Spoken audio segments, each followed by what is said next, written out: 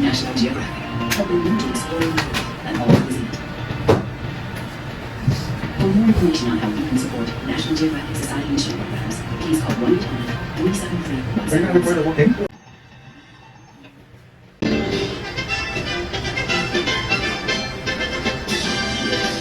The National Geographic movies in high school. That reminds me of the sound. But here we go, stress. Mortgage, debt, pulling out of my fellow. I knew cancer when I feel it. I seem to never cope, never say a word. Stress. It is everyone's inferno. A devil in our minds, igniting our nights, upending our equilibrium. But it hasn't always been so. Once, its purpose was to save us. If you're a normal mammal, what stress is about is 3 minutes of screaming terror on the savannah, after which it's either over with or you're over with. Lethal stress can be. Chronic stress can do something as unsubtle and grotesque as kill some of your brain cells. The impact of stress can be found deep within us, shrinking our brains, adding fat to our bellies, even unraveling our chromosomes. This is real. This is not just somebody whining.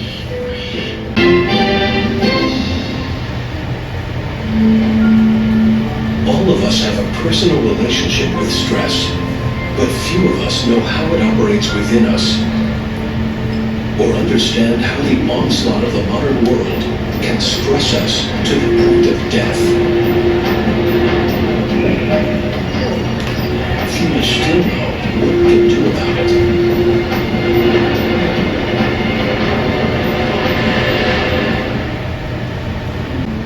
There is this huge contrast between classical.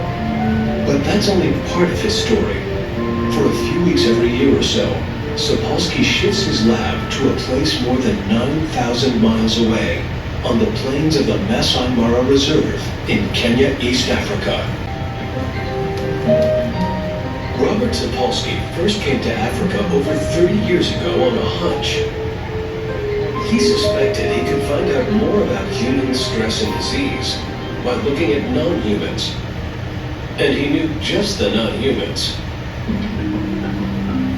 You live in a place like this, you're a baboon, and you only have to spend about 3 hours a day getting your calories. If you only have to work 3 hours a day, you've got 9 hours of free time every day. Just what toll stress was taking on their bodies, Sapolsky wanted to look inside these wild baboons at the cellular level for the very first time. To do this, he would have to take their blood in the most unassuming way. Basically, what you're trying to do is anesthetize a baboon without him knowing it's coming. Because you don't want to have any of this anticipatory stress, so you can't just get in your Jeep and chase the baboon up and down the field for 3 hours, and finally, when he's winded, dart him with an anesthetic.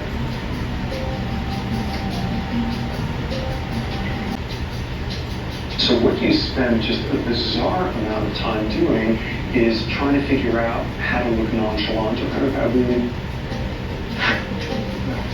Got it? Fine. Okay, he is wobbling now. Oh, there he goes. From each baboon blood sample, Robert measured levels of hormones central to the stress response. Well, to make sense of what's happening in your body, you've got these 2 hormones that are the workhorses of the whole stress response. One of them, we all know, adrenaline, American version epinephrine. The other is a less known hormone called glucocorticoids. It comes out of the adrenal gland along with adrenaline, and these are the 2 backbones in the stress response. Gates, its stress response shuts down. But human beings can't seem to find their off switch. We turn on the exact same stress response for purely psychological states, thinking about the ozone layer, the taxes coming up, mortality, 30-year mortgages. We turn on the same stress response, and the key difference there is we're not doing it for a real physiological reason, and we're doing it non-stop. By not turning off the stress response when reacting to life's traffic jams, we wallow in a corrosive bath of hormones. Even though it's not life or death, we hyperventilate, our hearts pound, muscles tense. Ironically, after a while, psychological nonsense that you're falling for. No zebra on Earth running for its life would understand why fear of speaking in public would cause you to secrete the same hormones that it's doing at that point to save its life. Into a challenge. Whatever the challenge is, the more fun. You get the right amount of stress and we call it stimulation.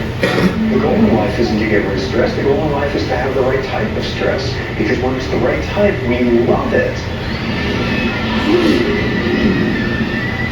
We jump out of our seats to experience it. We pay good money to get stressed that way.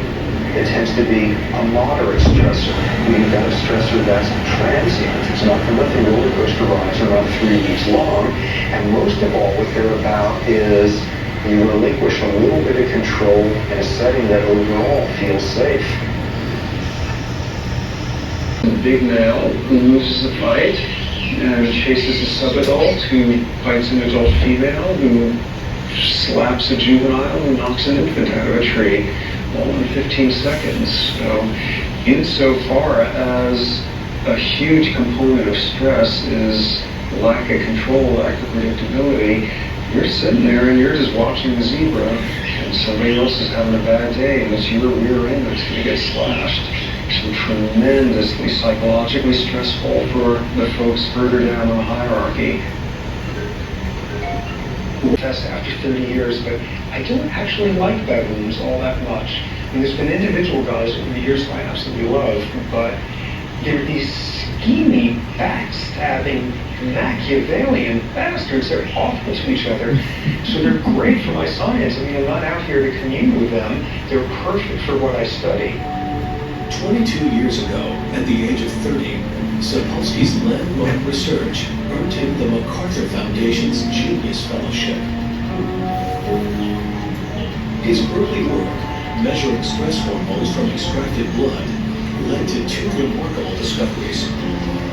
A baboon's rank determined the level of stress hormone in his system.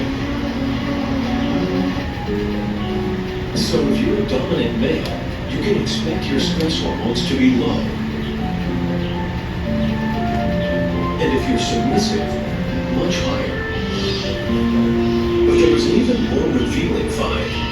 In Sapolsky's sample, low rankers, the have-nots, had increased heart rates and higher blood pressure. This was the first time anyone had linked stress to the deteriorating health of a primate in the wild. Basically, if you're, a stressed, unhealthy baboon in a typical troop, high blood pressure, elevated levels of stress hormones, you have an immune system that doesn't work as well, your reproductive system is more vulnerable to being knocked out of whack, your brain chemistry is one that bears some similarity to what you see in clinically depressed humans, and all that stuff, those are not predictors of a hale and hearty old age.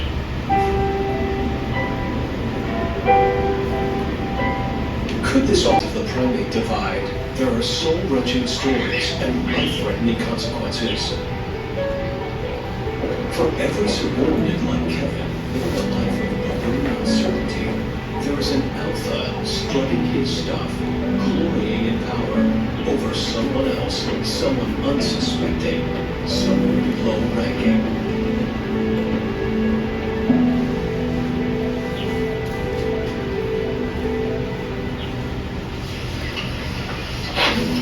Got it.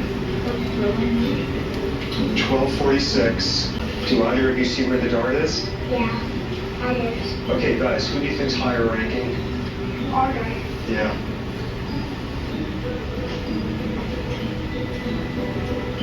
Watch carefully, make sure the other guy doesn't hassle him.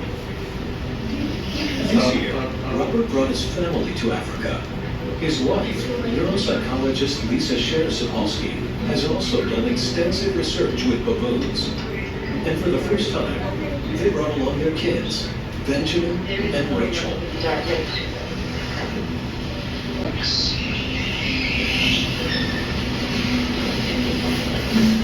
All the baboons are perfectly willing to get very freaked out by a human coming over and touching one of these guys, but cover him with a burlap and he doesn't exist anymore.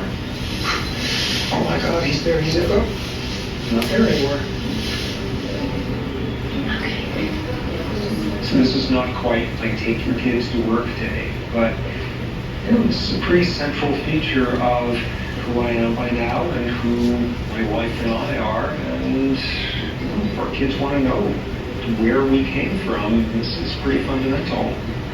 As in previous seasons, Robert measures how individuals at every level of the baboon hierarchy react to and recover from stress. So what we're doing, we're now going to challenge the system with increasing doses of epinephrine.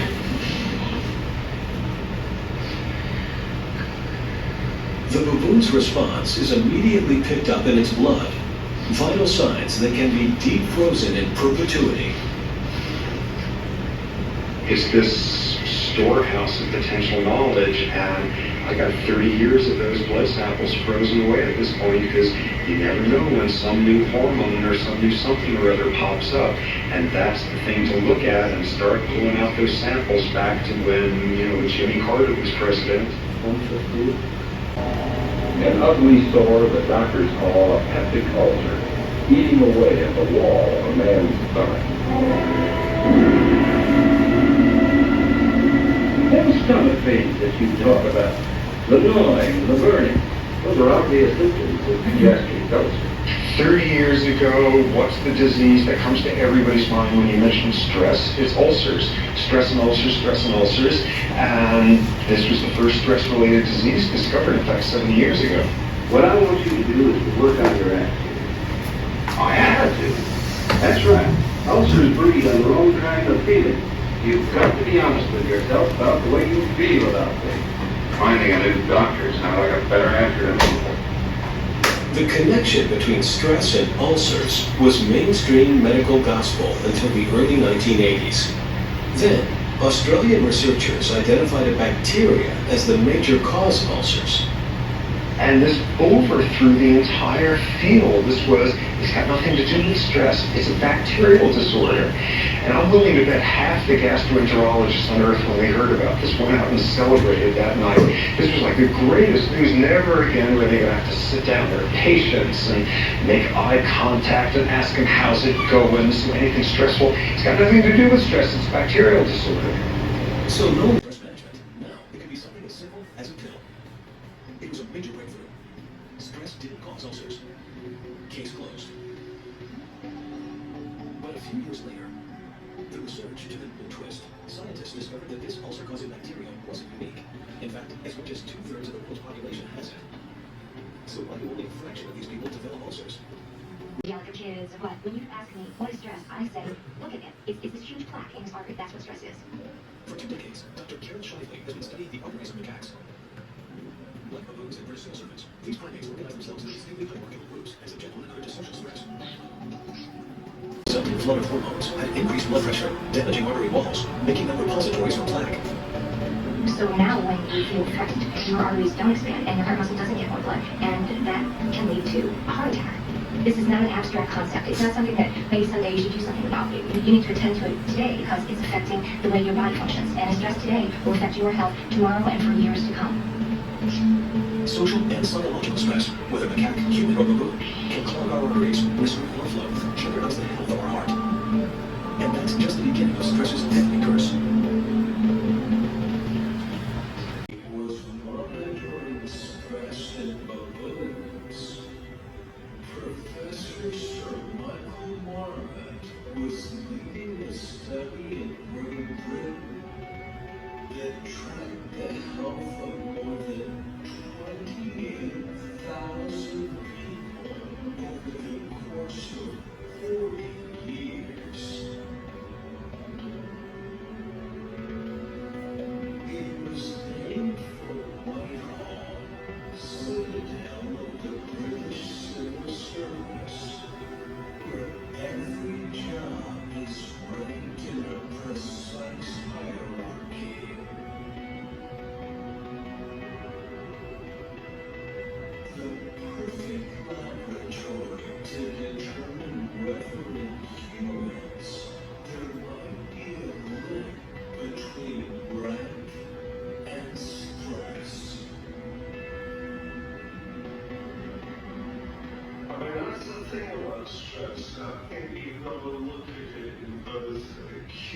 terms of chronic and I think I've beyond the chronic stress in this organisation simply because I'm a square peg in a round hole. Kevin Brooks is a government lawyer. His rank, level 7, means he has little seniority in his department. He lives the